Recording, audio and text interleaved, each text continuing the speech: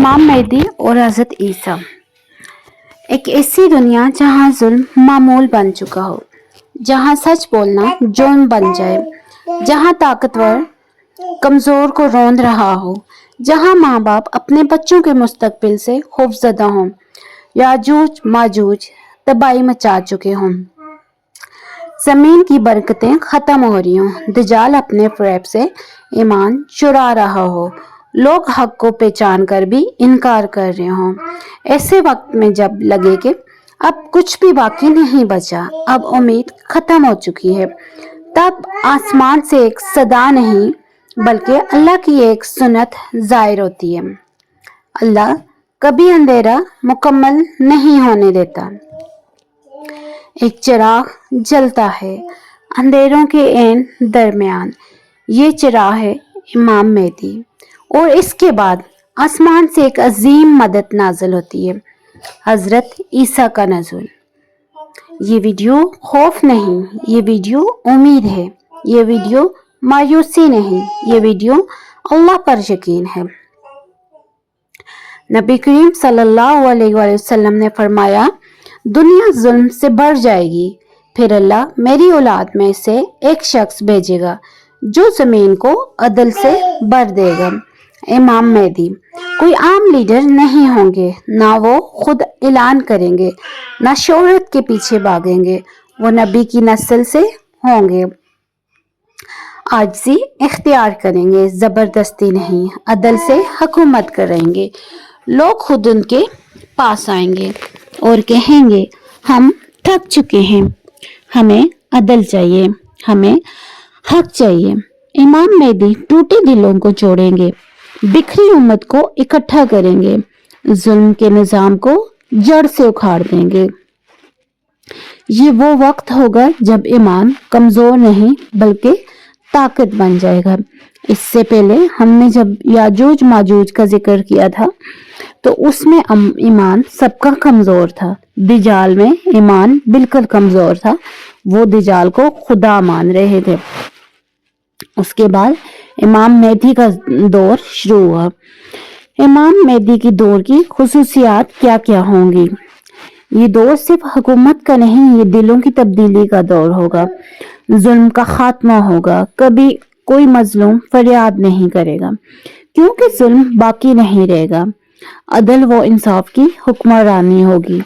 फैसले ताकत पर नहीं, सिफारिश पर नहीं, बल्कि अल्लाह के हुक्म पर होंगे। उम्मत का इत्तेहाद होगा, फिरके नहीं, नफरत नहीं। एक अल्लाह, एक रसूल सल्लल्लाहु अलैहि वसल्लम और सब तमाम जहां एक उम्मत बन के रहेगा। दुनिया की मोहब्बत बहुत कम हो जाएगी। लोग माल के पीछे नहीं बल्कि आखिरत के पीछे दौड़ेंगे कि हम किसी तरह अपनी आखिरत संवार दें। ईमान की रोशनी होगी। नमाज बहुत आसान लगेगी, कुरान बहुत आसान लगेगा, इबादत खुशी बन जाएगी। ये दौर बताएगा असल तरक्की माल नहीं, असल तरक्की कामयाबी है। फिर वो लम्हा आएगा जिसका जिक्र आसमानी किताबों में है। हज़रत ईसा रज़ी अल्लाह तआला अन्हु नाज़िल होंगे। वो नबी बनकर नहीं बल्कि नबी सल्लल्लाहु अलैहि वसल्लम के उम्मती बनकर आएंगे। इनका मिशन वाज़िया होगा, दजाल का खात्मा। वो फितना जो आंखों को धोखा देता था, दिलों को कैद करता था, वो खत्म हो जाएगा। सलेब टूटेगी, झूठे अकीदे खत्म होंगे, हक वाज़िया हो जाएंगे, अदल का आलमी निज़ाम कायम हो जाएगा, जमीन पर सच गालिब होगा, बातिल मिट जाएगा। ये लम्हा इंसानियत के लिए नई सुबह होगी।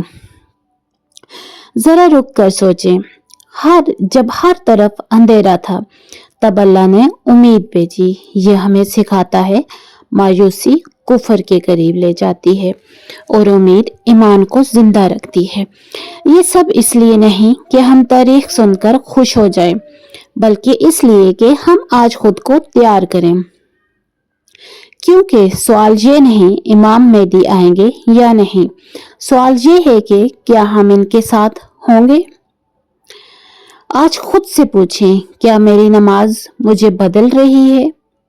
क्या मेरा दिल हक के साथ है? क्या मैं फितनों से बचने की कोशिश कर रही हूँ या मैं भी तमाशाई हूँ?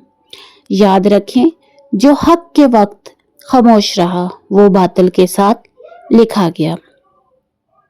या अल्लाह, हमें अंधेरों में रास्ता दिखा। या अल्लाह, हमारे ईमान को आजमाइशों में मजबूत रख।